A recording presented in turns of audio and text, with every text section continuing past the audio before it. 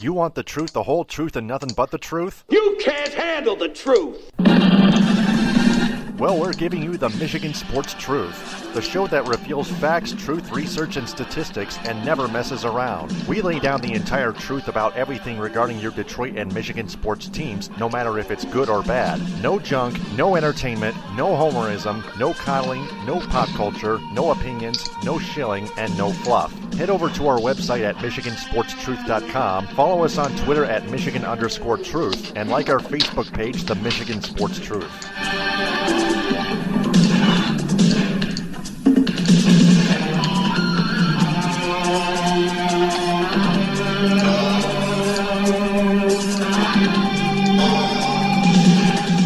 The hosts of the Michigan Sports Truth podcast do not take any suggestions or criticism from any member of its audience on how it should be run. It is up to the host to decide what they want to cover. They also do not intend to be any amount of popular in any way, shape, form, or fashion. Additionally, the views of the audience, right or wrong, do not reflect the actual truth revealed on this program. And this is the post-game edition for Sunday, June 3rd, 2018. I'm Taylor Phillips along with Louis Tenore, our national sports reporter. Let's get right down to it. That one is long gone! The Tigers finally lose to the Toronto Blue Jays 8-4. Justin Smoke opens the scoring with a 2-run home run off of Michael Fulmer. And then the Toronto Blue Jays score 4 runs against this awful Tigers bullpen in the 7th inning, and then they scored 2 more in the 8th. Tigers score 3 runs in their bottom half of the 8th inning, but that's all they can muster with that stupid rally goose. Now, that's definitely not going to cut it. Absolutely not.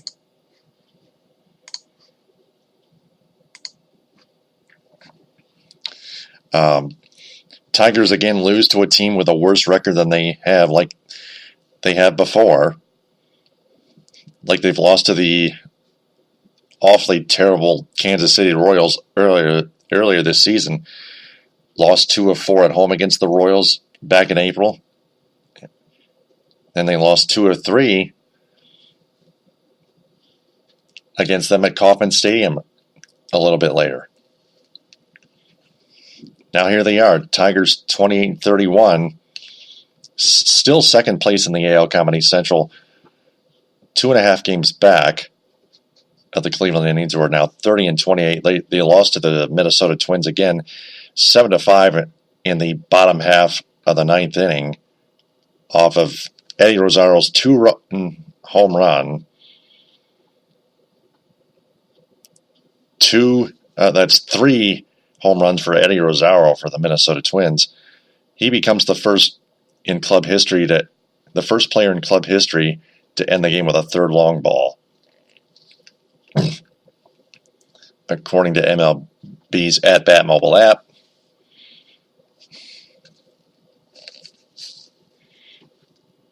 The Cleveland Indians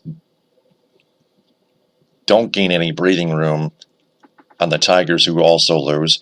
But the Twins gain some ground on the Indians. The Twins are 1 game back of the Tigers for 2nd place in the American League Comedy Central Division. The Tigers, meantime, are 8.5 games back and 4 spots back of the wild card spots. Their next game is actually a doubleheader against Louis Tenore's New York Yankees tomorrow at 1:10 and 7:10. Steve Azul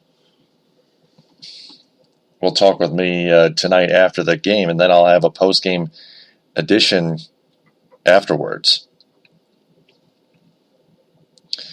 For the starting pitching matchups for each game of the doubleheader, Drew Verhagen starts at 1:10 for Detroit, 0-1 with a 6.30 ERA and a 1.30 WHIP. Absolutely bad. Versus Luis Severino. Luis Severino is how it's pronounced. 8-1 with a 2.31 ERA and a 0.97 WHIP, which is absolutely good, absolutely great.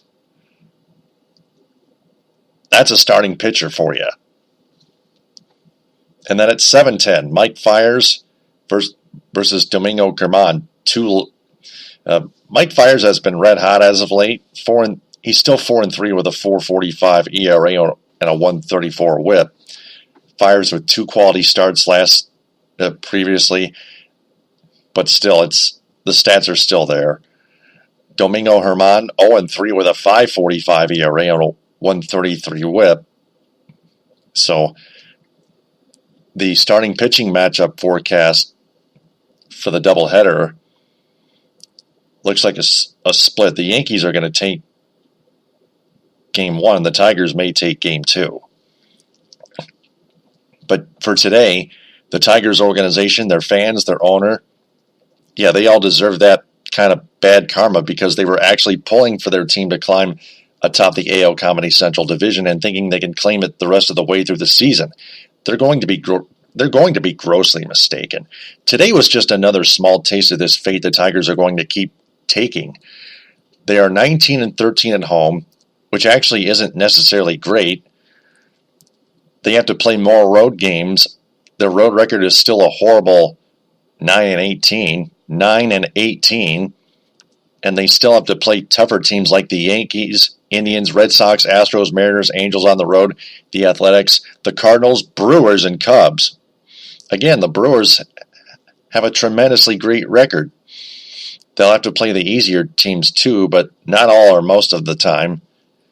And they're going to lose and they're going to lose at least some of them to those games to those easy teams too. Those are all the things the fan base needs to know right now. They need to do the homework, period. I'm going to say this only one time each episode, each post-game episode. Or at least. So, that's Tigers. Touchdown, Detroit Lions! In other news, according to the founder and editor-in-chief of the Detroit Sports Rag, Jeff Moss, breaking news from his Twitter handle, he got a source that the Lions have forced their senior vice president of communications, Bill Keenist, out of their front office and out of their organization. He's fired. Oh, man! I love it! So, Martha Ford and Bob Quinn, they do their job. They do. Here's the reason why.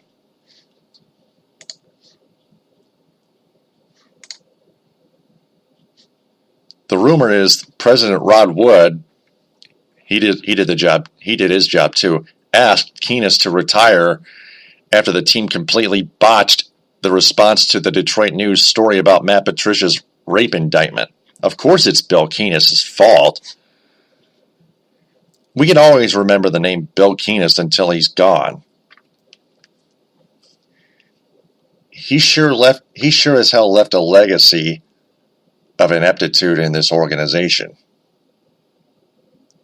Bill Keenist was the nuclear core microcosm of the ineptitude.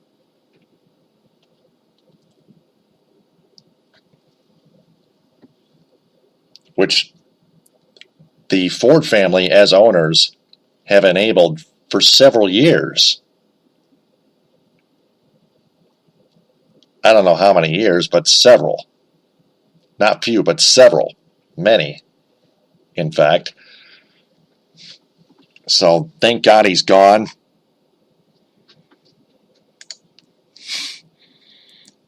Jeff Moss is starting to pull for the Lions again after this Matt Patricia fiasco. And then one more. Touchdown, Michigan! Michigan Wolverines football head coach Jim Harbaugh is unsure if he'll find an offensive coordinator this season, according to the Detroit Free Press.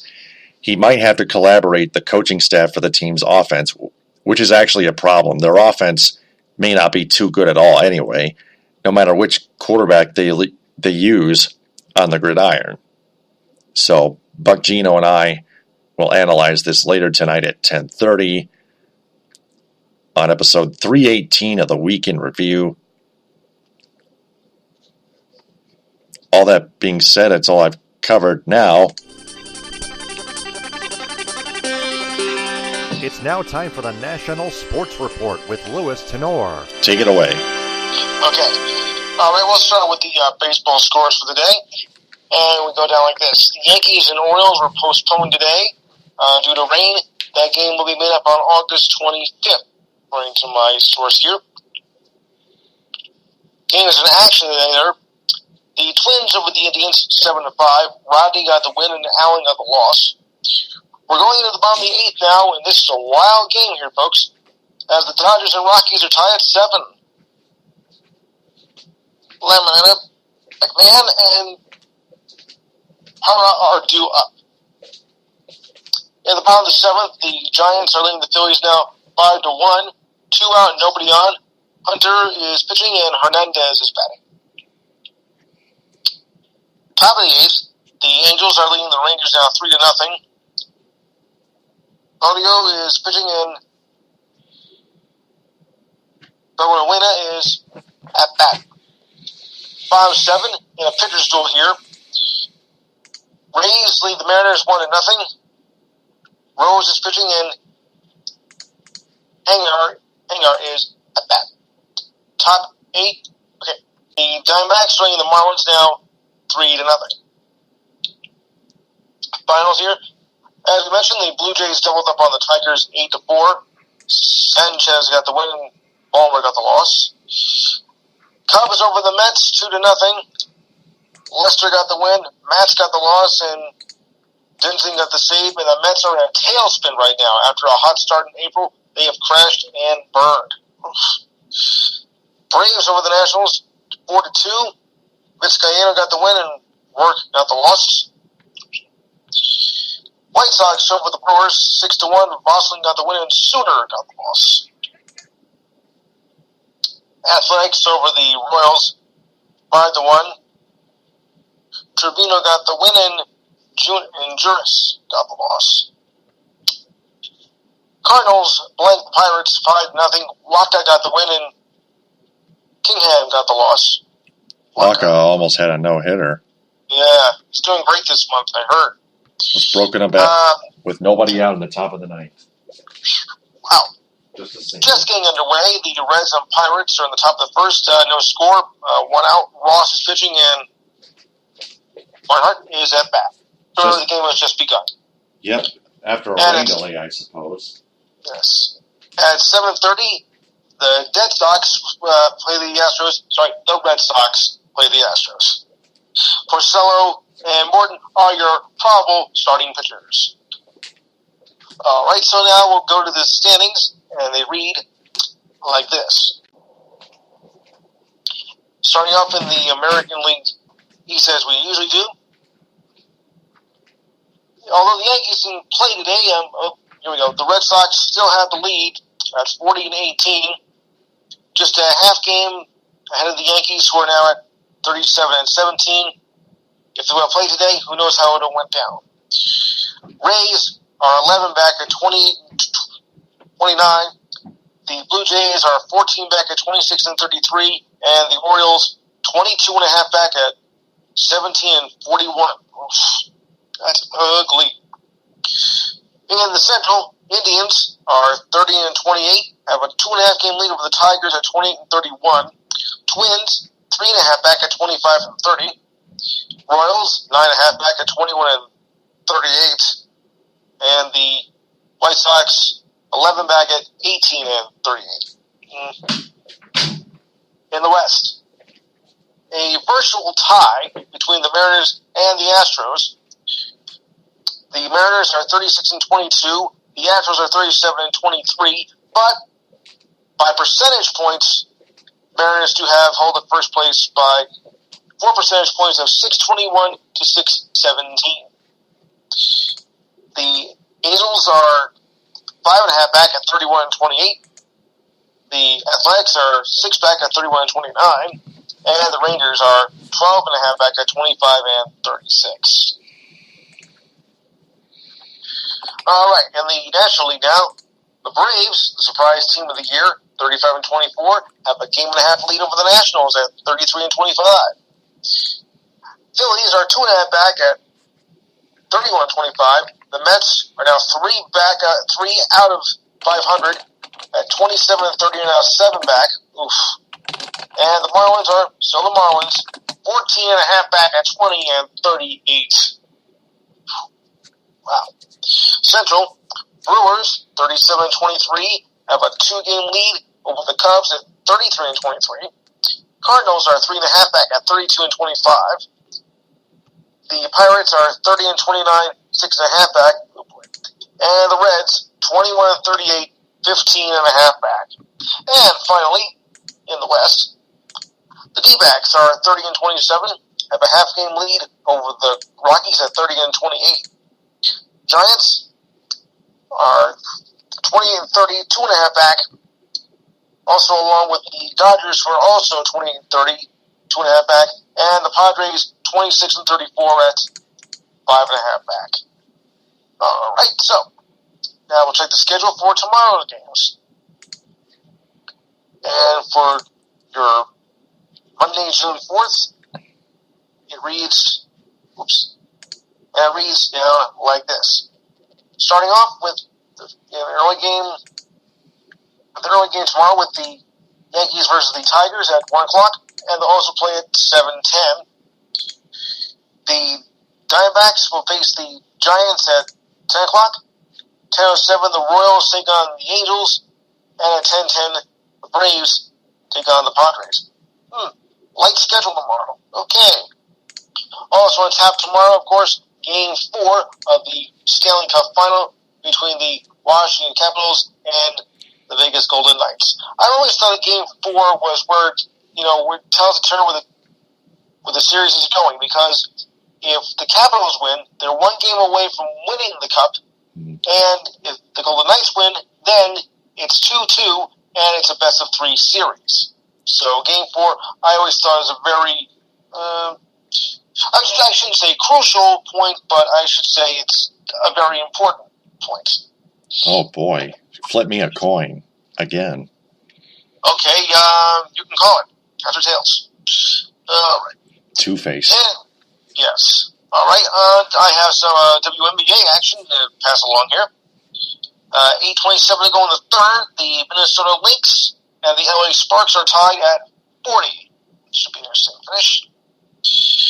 The Phoenix Mercury over the Atlanta Dreams, 78-71. The Connecticut Sun over the Washington Mystics, 88-64. And the Las Vegas Aces are leading the Chicago Sky 10-7. That's just under 5 minutes to go in the first quarter.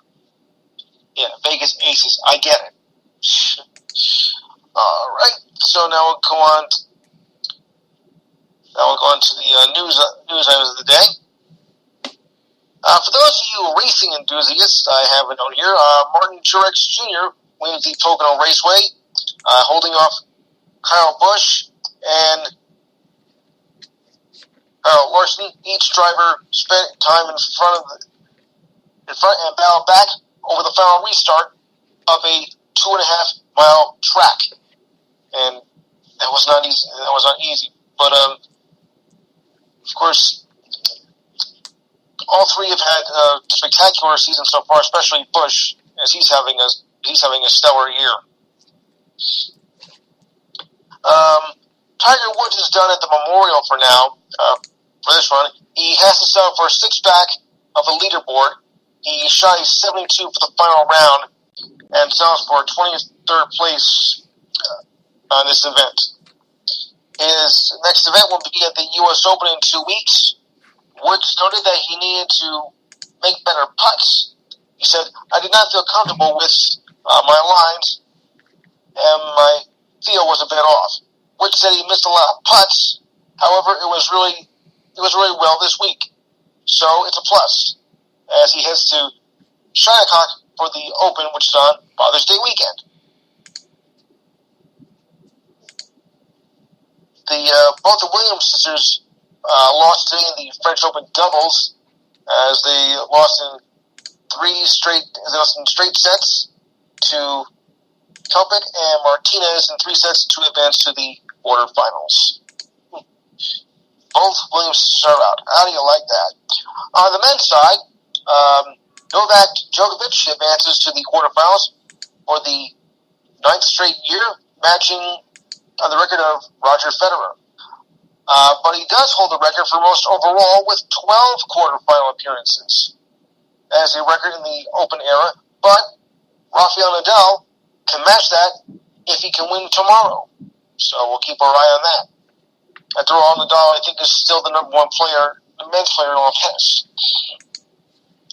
Packers linebacker Clay Matthews took a line drive off his face yesterday as he was playing in a charity softball game. Right. Matthews tweeted that he suffered a broken schnoz and it requires surgery. The Packers have played this annual softball game versus the Wisconsin Timber Rattlers. They're the minor league team of the Brewers. The game has been hosted by such Packers alum as and current players such as Brett Favre, Donald Driver, Jordy Nelson over the years. Matthews and Devontae Adams took over as co-host after Nelson was released. Right in the schnoz, though. Ugh. All right, now here's something I find a little bit hard to believe. LeBron James says Game 1 was a very painful loss despite scoring 51 points. He says because of everything that we went through the game and just the way we played. James said yesterday it was a rough 24 hours, not just for George Hill, but the whole ball club, because we put ourselves in a great position to be successful. James says he tried to set an example, starting with yesterday's practice. Game 2 is about an hour and a half away. One game is not a series, folks. I don't know what he's so upset about. I mean, really? We still got at least 3 games to go. Give me a break. Little wuss. The status for Warriors guard Klay Thompson is still in question for Game 2. However, Thompson thinks he will still be able to play despite the sprained ankle, as he is still experiencing swellness and stiffness, and said he won't be moving around so much after the practice session. He's got the confidence, but we'll see what he can do. I mean, it's a little hard to tell. So we'll just have to see what happens there. All right, continuing on. Here we go. Former Milwaukee Bucks coach Jason Kidd is being interviewed for the head coaching job of, get this, the Detroit Pistons. That was told yesterday, confirmed by ESPN. Jason Kidd. Jason Kidd.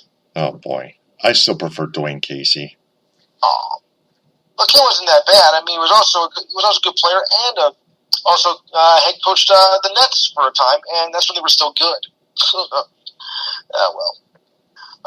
Kidd's meeting with the Pistons follows interviews with Michigan's coach John Viewin and former Rutgers coach Dwayne Casey. Sources told ESPN that the Pistons are planning to meet with the Miami Heat assistant coach Juwan Howard in the next few days. Kidd was fired halfway through the Bucks this season. He played for the Bucks for 3+ seasons, along with 2 playoff appearances, a 10-time All-Star, and also coached the Nets for 1 season in 2013-2014. And this report was first brought by Yahoo Sports. His firing was the reason why. Yeah. I know that Dwayne Casey is way better than Jason Kidd. Yeah, I mean, he wasn't that great as a coach for the Nets either. But maybe he'll turn around though with the Pistons. You never know. Dwayne Casey is better. He won 56 games last year with the Toronto Raptors. They still couldn't win a game against the Cleveland Cavaliers in the second round. The Cavaliers, the Raptors might have choked, but the Cleveland Cavaliers are still too good at the same time. Those 56 wins are impressive. They are, and if you ask me, I still don't think he should have got fired because he lost to the Cleveland Cavaliers. That's why I pick him. Yeah, I mean, head coach. I don't think that firing was justifiable at all. You had your best season in franchise history, and you still fired him. Mm-hmm. No justice. Because you still don't get the job done in the playoffs. I know. But all right, continue on. Really? Red Sox second baseman Dustin Pedroia heads back to the 10-day DL list with left knee inflammation. The move is retroactive to May 30th. The Red Sox recalled first baseman Sam Travis and southpaw left-hander Bobby Pointer to fill the spots. Pedroia and Mookie Betts, who was placed on the DL list as of Friday, manager Alex Cora said he does not know how long Pedroia will be out for. But last I heard, I think it might be a month. So to see about that. And they didn't say anything of Betts' injury. That's my knowledge.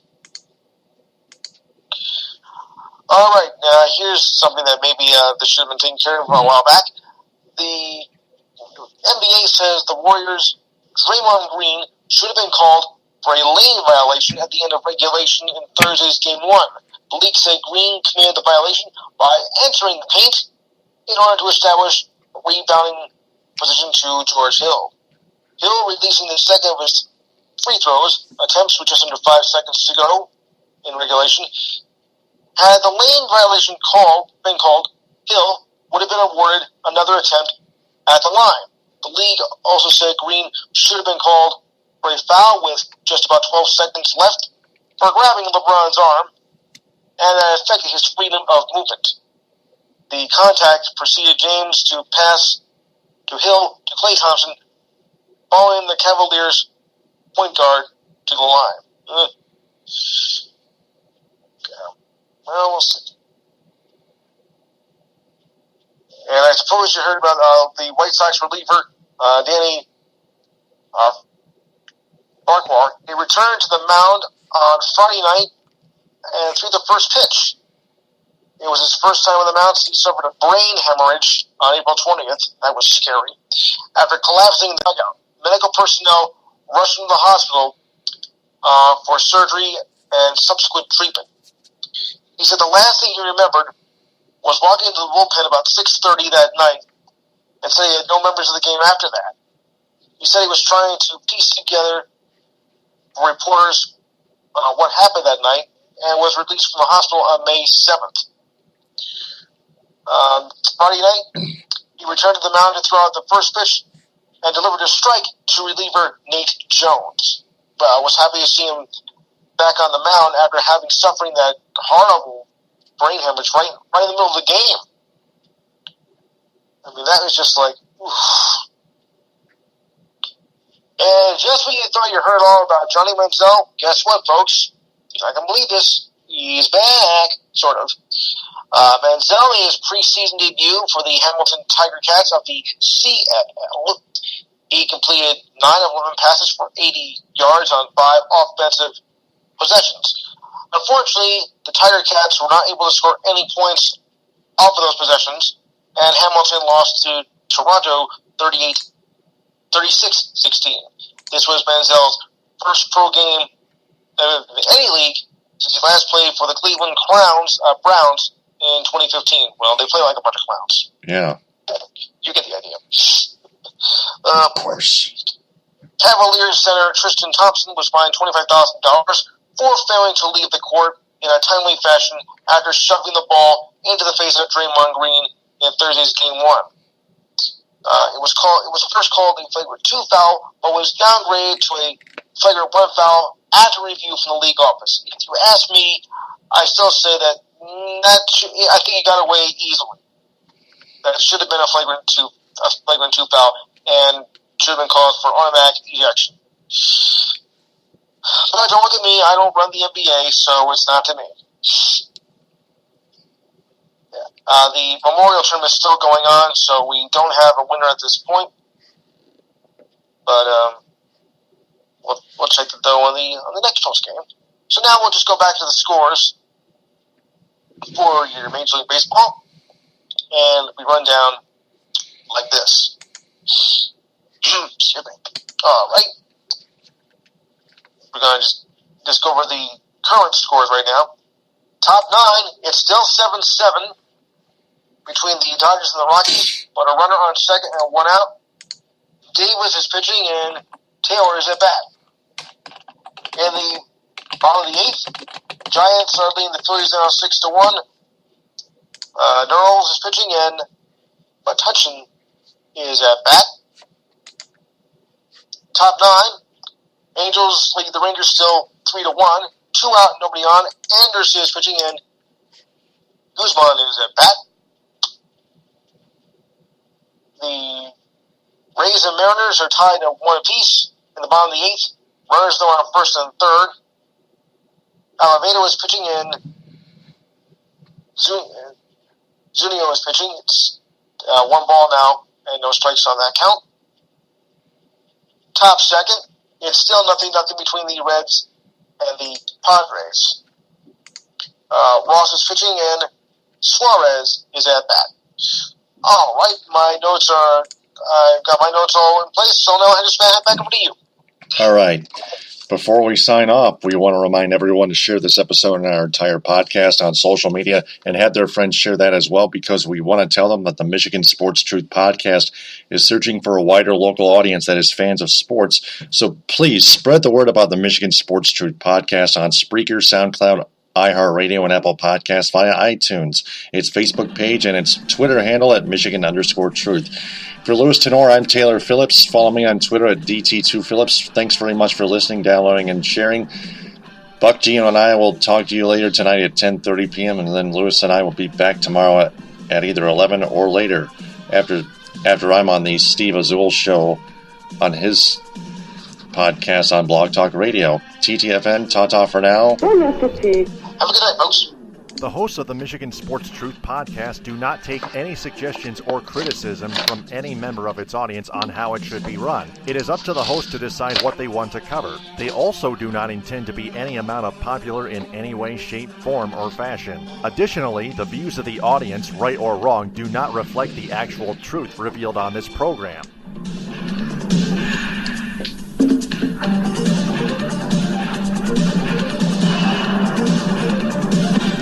Mission complete.